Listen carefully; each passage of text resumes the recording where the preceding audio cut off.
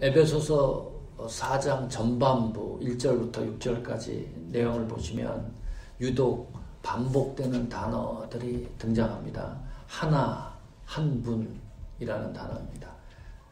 3절에도 보니까 성령이 하나 되게 하신 것을, 4절에도 보니까 몸이 하나요 성령도 한 분이시니 너희가 부르심의 한 소망 안에서 그랬고, 5절에도 보면 주도 한 분이시요 믿음도 하나요 세례도 하나요, 6절에도 보면 하나님도 한 분이시니 그랬습니다.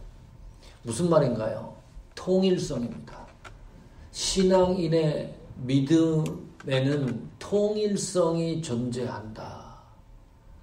적어도 성도는 한 하나님 예수 그리스도 성령을 믿음의 대상으로 섬기고 신앙한다는 거죠. 그 신앙의 목적 지향점이 같다. 그것이 신앙인의 믿음의 통일성입니다. 그래서 성경이 하나, 한 분이라는 단어를 계속 사용하고 있습니다. 그런데 7절부터 보면 완전히 주제가 바뀌는 겁니다. 그 내용이 바뀌는 겁니다. 에베소서 4장 7절에 보면 우리 각 사람에게 그리스도의 선물의 분량대로 은혜를 주셨나니 그랬습니다. 영어 성경에 접속사 그러나가 또 빠져 있습니다. 영어 성경에는 but이라는 단어가 사용이 됐는데 우리말 성경에는 번역을 안 해놨어요. 이 그러나라고 하는 접속사가 들어가야지 제대로 된 문장을 이해할 수가 있습니다. 그러나 전에는 하나의 통일성에 관한 주제로 이야기를 했는데, 그러나 7절 이하는 다른 주제로 이야기를 시작한다는 의미가 숨어 있습니다. 그게 뭐지요? 우리 각 사람에게 그랬습니다. 통일성을 구체화하는 거예요. 믿음의 통일성을 한 사람 한 사람에게 정조준하는 겁니다. 그 다음에 그리스도의 선물의 분량대로 예수님이 자로 재듯이 측량하듯이 측정하듯이 성도들에게 선물로 분량대로 주신 것이 있는데 그것이 은혜라는 거예요. 여기서 말하는 은혜는 은사입니다. 직임, 직분을 말합니다. 다시 말하면 예수 그리스도의 선물의 분량대로 은사를 주신 각 사람에게 그 직분을 통해서 그리스도인들의 믿음의 통일성을 설명하고 있는 겁니다. 그 내용이 오늘 읽은 본문의 내용입니다. 자, 먼저 직시할 수 있는 것이 직분, 은사는 그리스도의 선물의 분량이라고 성경이 표기하고 있습니다. 다시 말하면 직분은 하나님으로부터 온 것이다. 직분의 출처가, 은사의 출처가 하나님이라는 거예요. 그래서 신적 권능이 있다. 직분에는 목사님, 장로님, 권사님, 집사님, 피아니스트, 사모님, 교회에서 사용되는 모든 직분과 봉사에는 신적 권위가 있다. 이유는 하나님에 의해서 출발을 했기 때문입니다. 그 시작이 찾아보는 것이 중요한데 에베소서 4장 8절 보시면 이렇게 기록해놨어요. 그러므로 이르기를 그가 위로 올라가실 때, 여기 위는 하나님 나라입니다. 사로잡힌 자를 사로잡고 예수님이 사단의 권세를 완전히 정복하시고 그 사단의 그 통치를 완전히 물리치셨다는 말입니다. 그리고 사람들에게 선물을 주셨다 하였도다. 이 표현이 시편 68편 18편에 있는 내용을 그대로 가져와서 인용하고 있습니다. 9절에 보시면 올라가셨다 한즉 하나님 나라입니다. 땅 아래 이곳입니다. 이 지구를 말하죠.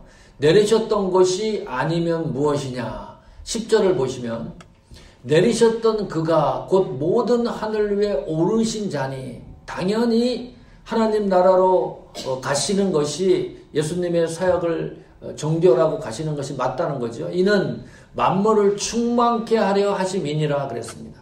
이게 무슨 말이냐면 다시 정리하면 이런 말이에요. 하나님 나라에 존재해야 될 예수 그리스도가 가장 낮은 자세로 이 땅에 오셔서 구속을 완성하셨다. 그리고 그 예수 그리스도가 하나님 나라로 다시 가실 때 사단의 권세나 사단의 통치 이 모든 것들을 제어하시고 통제하시고 정복하신 이후에 각 사람 성도들에게 예수 그리스도의 선물의 분량대로 주신 은혜가 있는데 그것이 은사라는 거예요. 직분, 직임이라는 겁니다. 불순물이 하나도 안 들어간 거예요. 영적으로 사단의 어떤 아주 그 지저분한 것들이 완벽하게 차단시키고 난 후에 예수님이 우리에게 주신 직분 은사라는 거죠. 이 세상에서 가장 정결한 겁니다. 가장 가치가 있고 깨끗한 것이 직분이라는 것을 충분하게 성경이 말씀하고 있습니다. 다시 말하면 대충 직분이 만들어진 것이 아니다. 내가 맡은 이 직분이. 저는 목회자가 될 사람이 아니었습니다. 청년의 시간에 모임이 있었는데 청년의 회장이 저한테 기도하라 그래요. 하나님 이렇게 시작을 하는데요. 그 다음에 이 단어가 생각이 안 나는 거예요. 문장이 생각이 안 나요. 완전히 캄캄한 겁니다. 앞이 캄캄하고 뭐 어떻게 이야기를 해야 될런지 도무지 이 상상이 안 되는 거예요. 제가 글을 쓰고 있었는데 생각을 해보세요. 글을 쓰는 사람이 기도의 문장을 하나 못 만든다? 이거 말이 안 되잖아요. 가만히 있었어요. 얼마나 창피하고 자존심도 상하고 그러는지 그 순간이. 그 회장이 한참 있다가 내 대신 기도를 해서 그 모임이 이제 맞춰졌는데 그때 느낀 게 있어요. 기도는 성령의 감동이 아니면 기도할 수 없다. 이 조심스러운 부분이죠. 우리가 어떤 문장을 만들고 미사여구를 집어넣고 그런다 그러더라도 기도의 본질은 성령의 감동에 의해서 기도도 가능한 거지 사람의 생각과 판단으로 안 된다는 거죠. 그래서 기도를 잘해야 되겠다 내가. 또 뭘 알아야 되겠다. 신앙에 대해서 좀 알아야 되겠다. 이런 동기가 있었어요. 그 청년의 그 지도했던 목사님이 때마침 저한테 계속 얘기를 하는 거예요. 백 선생은 신학을 하는 게 좋겠다고. 계속 옆에서 바람을 잡는 거예요. 목회자가 되는 게 좋겠다고. 그 청년의 중에 최진원이라는 청년이 하나 있었습니다.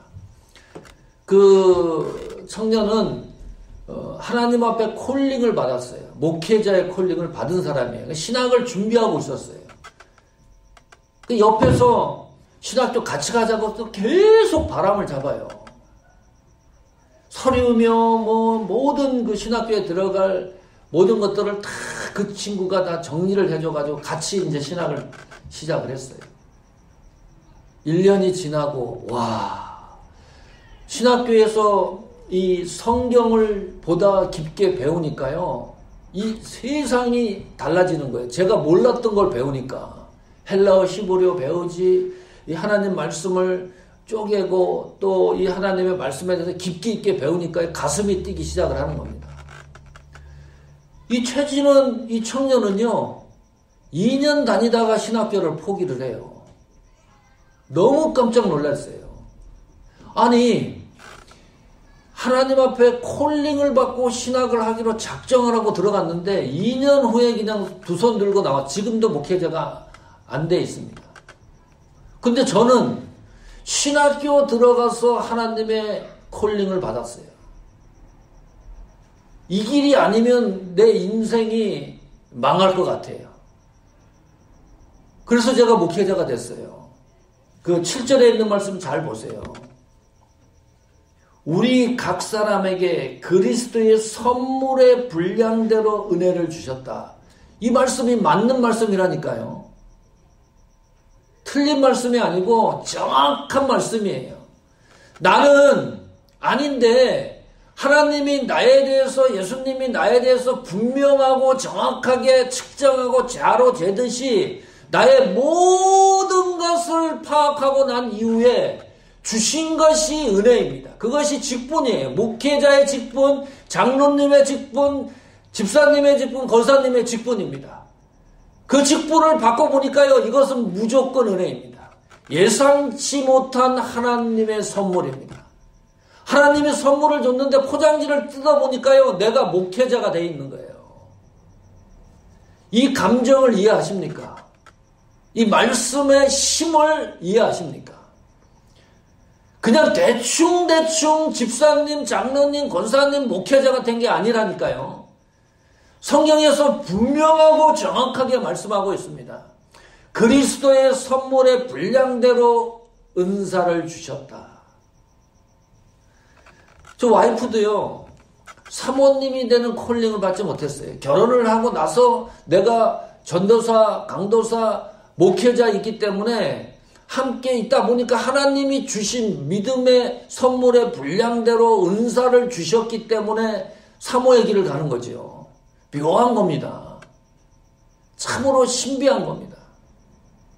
하나님이 주신 은사가, 이 직분이, 그런 직분과 은사와 직임을 생각하면 이것이 하나님으로부터 왔다는 것을 늘 순간마다 생각을 하면 가슴이 뛰지 않을 수가 없습니다. 그냥 내가 되고 싶어서 된 게 아니잖아요. 이 세상 일은 잘 보십시오. 최선을 다하고 열심을 다하고 노력을 하면 잘 살 수 있습니다. 돈 벌 수 있어요. 부유하게 살 수 있습니다. 그런데 하나님이 주시는 은사는요, 우리가 생각하고 노력하고 돈 벌듯이 하면 할수록 뭐가 나타나느냐, 마지막에 결과적으로 사기꾼이 될 확률이 많아요. 잘 보세요. 왜 사기꾼들이 생겨요? 이 예수님 복음을 가지고. 왜 이단이 생깁니까? 하나님 그리스도의 선물의 분량대로 은사를 주시고 직분을 주셨다는 이것을 망각하고 내 힘과 내 뜻으로 이것을 조작하기 시작을 하면 반드시 그것이 사기꾼이지 뭡니까? 이단들이 하는 거 아닙니까? 사도 바울이 이 사실이 너무 감동스러우니까 사도 아니에요. 아니다. 나는 그리스도의 종이다. 종이란 말이 뭡니까? 성경에. 노예라는 뜻입니다. 우리말 성경 전부 다 노예로 번역을 해놔야 돼요. 이것이 너무 강렬하니까 종으로 해놨어요. 가장 근접한. 사도 바울이 나는 그리스도의 종이라고 했을 때 그 종은 나는 그리스도의 노예입니다. 왜요? 그리스도 선물의 분량대로 받은 이 은사가 너무 크고 위대하기 때문에 감당할 길이 없는 겁니다. 그래야 사역하는 재미가 있습니다. 그래야 사역하는 힘이 있습니다. 하나님이 주신 은사로 하는 거기 때문에요. 그래야 파워가 있습니다. 자, 그러면 직분을 주신 이유는 뭡니까? 12절에 보시면 이는 성도를 온전케 하여 봉사 일을 하게 하며 그리스도의 몸을 세우려 하심이라 그랬습니다. 온전케 하기 위해서입니다. 여기 온전케 하다라는 말은 부러진 뼈를 다시 맞추다 그런 말입니다. 그런 단어에서 온 거예요. 그물이 찢어졌는데 그 그물을 깁다 에서 온 단어입니다. 자, 뼈가 부러져도 힘들죠, 맞추는데. 근데 이 파생된 단어는 부셔진 거예요. 부셔진 겁니다. 네. 이 부셔진 뼈를 갖다가 맞춘다고 생각을 해보세요. 우리 김경자 사모님이 뼈가 잘못 붙어가지고 그걸 떼어가지고 정상적으로 했을 때 너무 아프셨대요. 이건 뼈가 아직 부셔진 겁니다. 그러면 그것을 새로 정상적으로 만드는 데는 고통을 감당할 수밖에 없어요. 이 아픔이 너무 큰 거죠. 자, 그물이 찢어졌으면 생업이 지장이 있어요. 먹고 살기가 힘들어요. 온전케 한다는 말은요, 내가 가지고 있는 잘못되고 연약하고 뼈가 부서지고 그물이 찢어진 것과 같은 그런 상태에 있는 나를 하나님이 고쳐가지고 다시 회복시킨다는 말이 온전케 한다. 그 말입니다. 다시 말하면 이거예요. 하나님이 나에게 목회자의 은사를 주신 것은 나를 회복시키는 데 목적이 있는 겁니다. 묘한 거예요. 다시 말합니다. 만약에 나를 하나님이 목회자로 세우지 않았다 그러면 나는 회복할 길이 없는 겁니다. 그래서 나를 목회자로 세운 거예요. 가만히 생각해 보니까 맞아요. 만약에 하나님이 나를 목회자로 세우지 않았다면 저는 그냥 대충 신앙생활 하다가 신앙의 가문이니까 어쩔 수 없이 그러다가 뭐 흐지부지 됐을지도 몰라요. 목회자를 세워서 나를 하나님이 회복시키는 겁니다. 다져지게 하는 거예요. 내가 장로님, 집사님, 권사님이 되셨는데 교회에 봉사자로 세우기 위해서 우리를 온전케 하시는데 그 속에 이 사실이 분명하게 확인되지 않으면 어떻게 될까요? 힘들어집니다. 직분 자체가 힘들어요. 나만 힘드는 게 아니에요. 다른 사람들한테 또 그 직분을 통해서 나쁜 영향력이 행사가 돼요. 참 묘합니다. 이 성경이 깊이게 들어가면 들어갈수록 신비한 이 묘한 그 하나님의 은혜와 역사가 있습니다. 그래서 이 시간 우리가 8월 1일 창립 기념회를 앞두고 다시 하나님이 직분 준 것에 대해서 회개를 해보자. 하나님은 나를 어떻게 회복시키고 변화시키고 하시는지를 그 은혜를 다시 한번 충전하자는 거죠. 자, 그러면 온전케 하는 방법이 뭔가요? 그 방법을 성경이 분명하게 기록해 놨습니다. 디모데후서 3장 16절 17절입니다. 너무나 잘 아는 성경입니다. 자, 보십시오. 모든 성경은 하나님 감동으로 되었다. 교훈, 책망, 바르게 함, 의로 교육하기에 유익하다 그랬습니다. 자, 17절에 한번 보시면 이는 하나님의 사람으로 온전케 하며 모든 선한 일을 행하기에 온전케 하려 함이니라 그랬습니다.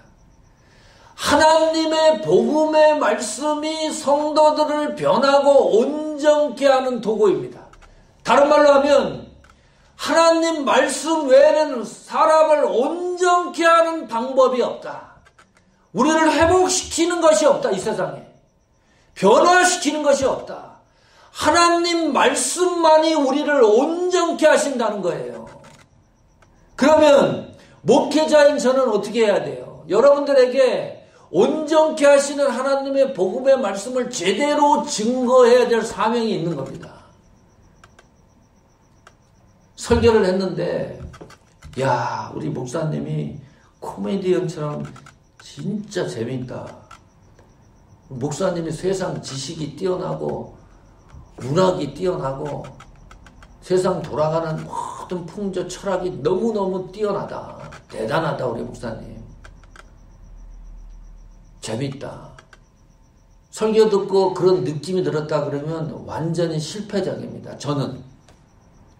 자, 생각을 해보세요. 설교를 준비를 하는데 제가 성경 한 구절 이야기해놓고 엉뚱한 얘기 계속 해보세요. 하루 이틀도 아니고 매주일마다 그런다고 생각해보세요. 듣는 여러분도 힘들겠지만 그런 설교를 준비하는 저는 어디서 자료를 준비를 해야 돼요. 인터넷 뒤져가면서 웃기는 얘기 다 찾아야 됩니다.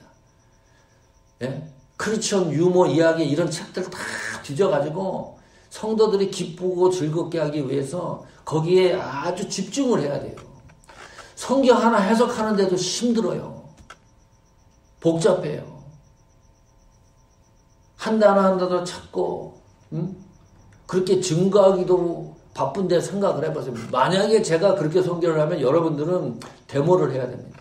백승철 목사 추방시켜야 돼요. 다른 목사님 세워야 돼요. 진짜 오늘 성경이 이렇게 말씀하잖아요. 하나님 말씀밖에 우리를 온전케 하는 게 없다. 다른 방도가 없다는데 어떻게 할 거예요? 다른 방법 없는데 어디서 무엇을 가지고 이것을 해결할 겁니까? 온전케 되는 방법이 없는데 사람들이 이렇게 얘기를 해요. 이 세상 돌아가는 거 보니까 교회가 다 똑같다. 목사가 거기서 거기지. 뭐 장로님이 거기서 거기지. 집사님, 권사님이 뭐 다 똑같다. 안 믿는 사람이랑 뭐 비슷하다. 이 말이 맞아요? 틀려요? 틀린 거예요. 다 똑같지 않아요. 다 똑같은 직분자가 아니에요. 왜요? 성경에 저렇게 나와 있는데 우리를 온전케 하는 것은 하나님 말씀이라고 했기 때문에 그 하나님의 말씀이 효력이 일어나면 누군가는 온전한 교회가 있는 겁니다. 누군가는 온전한 은사를 받은 직분자가 있는 거예요. 세상이 아무리 썩어가도 그것을 부인해버리면 하나님의 주권과 능력을 부인한 것과 같은 거예요. 온전케 하시는 것은 하나님의 말씀이다. 우리 교회가 하나님 앞에 온전해지기를 축복합니다. 여러분의 직분과 은사가 하나님 앞에 변화가 일어나고 회복이 돼서 온전해지기를 축복합니다. 그것이 우리의 힘입니다. 자, 온전케 하는 이유가 뭐지요? 봉사일을 하기 위해서입니다. 12절에 계속 그렇게 말씀합니다. 성도를 온전케 하여 봉사일을 하게 하며 그랬어요. 여기 봉사라는 말은 재밌는 단어입니다. 이 동사로 쓰이면 수정들다, 섬기다, 돕다 그런 말이거든요. 이것이 파생된 명사가 하인입니다. 종, 노예라는 말이죠. 이 봉사라는 단어가 쓰일 때. 그러면 봉사의 일을 하게 하며 라는 말은 가장 낮은 자리의 신분에서 섬기라는 것이 봉사입니다. 성경적인 의미예요. 그러니까 이런 거예요. 교회 안에 누구든지 들어오면 그 신분이 바뀌는 겁니다. 밖에서는 어떨런지 모르겠지만 교회 안에 발을 디디면 그 순간부터 나는 하인이라고 하는 신분으로 바뀌는 거예요. 대통령이 들어와도 하인의 신분이에요. 낮은 자세로 예배당 안에 채워져야 된다는 거죠. 대접받는 사람이 누굽니까? 교회에서. 하나님밖에 없어야 돼요. 예수님밖에 없어야 돼요. 대접받는 사람은 나도 아니고 여러분도 아니고 오직 하나님에게 영광을 드리는 것이 봉사일의 목적 아닙니까? 자, 그러면 봉사일을 어떻게 합니까? 베드로전서 4장 10절 11절에 보면 10절에 각각 은사를 받은 대로 하나님의 각양 은혜를 받은 선한 청지기 같이 서로 봉사하라. 첫 번째 봉사의 원칙입니다. 서로 봉사하는 겁니다. 교회가 근데 서로 봉사하기 힘들죠. 어떤 몇몇 사람들이 봉사하는 경우가 많잖아요. 다 서로 봉사하기가 그렇게 힘이 든 거예요. 근데 성경의 봉사의 원칙이 서로 봉사하래요. 몇몇 사람에서 이제 봉사가 일어나면 습관이 되고 내가 어떻게 생각이 되냐면 대접받는 느낌이 드는 거예요. 참 묘합니다, 사람이. 당연히 생각해요. 당연히 그 성도는 밥하고, 당연히 그 성도는 청소해야 되고, 당연히 그 사람은 모든 것을 시중 들어야 된다라고 생각을 해요, 사람들이. 가만히 있는 거예요. 그럼 성경에 서로 봉사라는 이 말이 어긋나는 겁니다. 성경적인 봉사는 그러나 서로 봉사해라.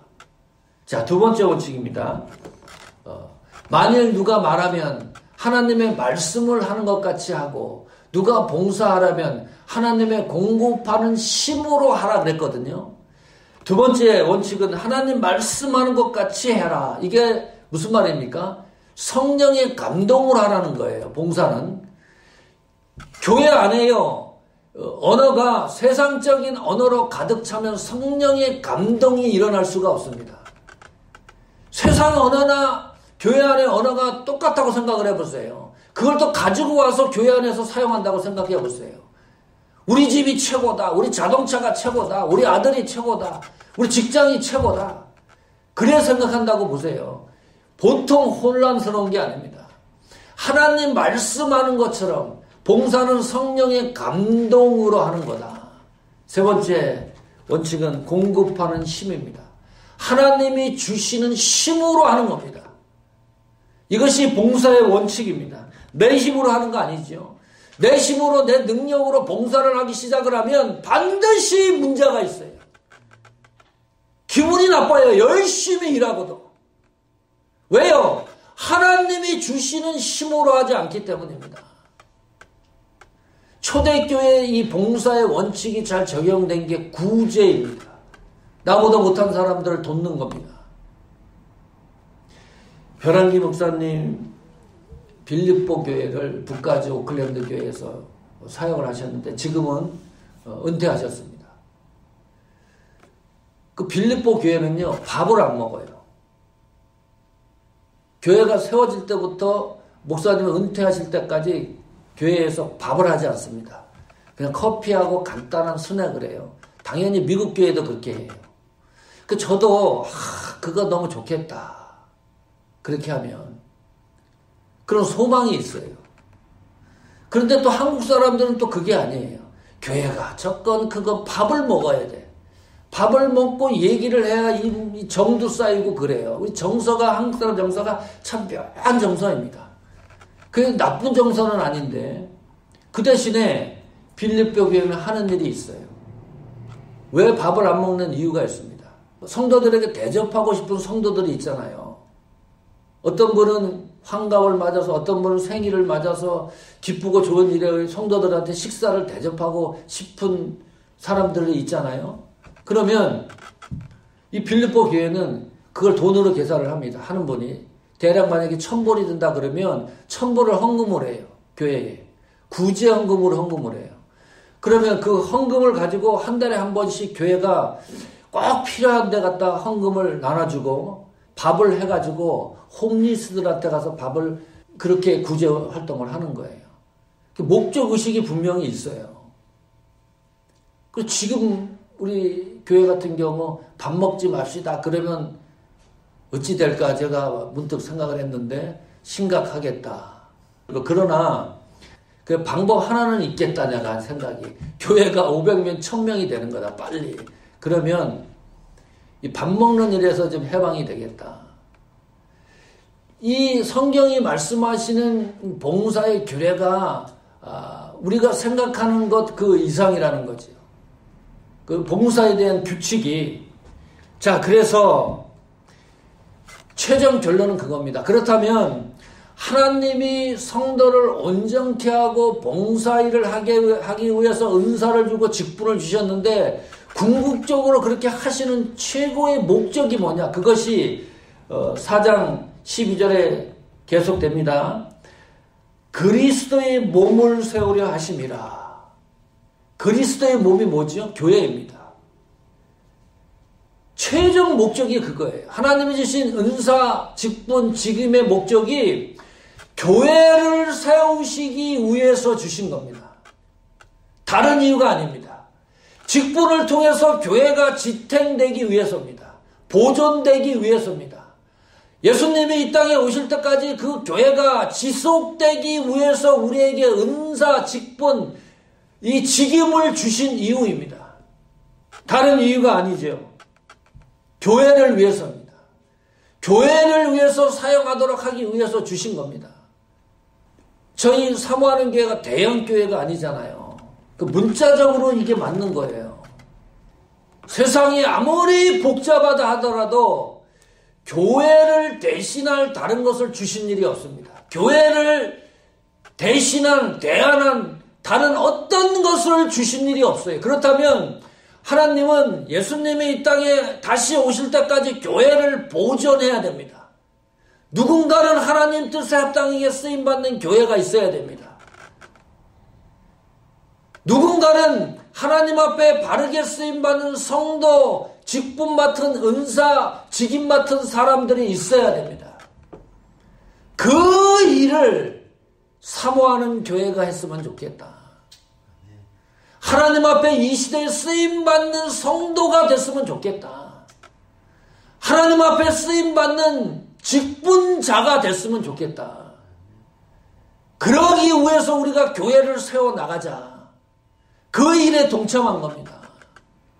그냥 대충 온 것이 아니라 하나님의 감동에 의해서 이 자리에 앉아 계신 거 아니에요. 그런 은사와 은혜가 우리 속에 있기 때문에 하나님이 하시는 역사가 있을 것이다. 성도 여러분, 그래서 이 교회를 세우는 일에 하나님이 주시는 은혜가 분명히 있을 것이다. 교회를 세워나가는 성도들에게 하나님이 주시는 은혜와 놀라운 역사들이 기독교의 역사에 가득 차 있습니다. 1년, 2년, 3년, 4년 후에 10년 후에 그렇게 교회를 세우기 위해서 애쓰고 수고한 여러분의 손길과 수고가 하나님 은혜 가운데 어떻게 산출되는가를 한번 보자. 우리가 그 은혜 속에서 오늘 말씀이 다시 한번 우리의 은사를 생각하고 직분을 다시 돌아보면서 회복돼서 교회를 온전케 하는 일에, 그리고 하나님이 주시는 은혜를 풍성히 누릴 수 있는 여러분이 되기를 축원합니다.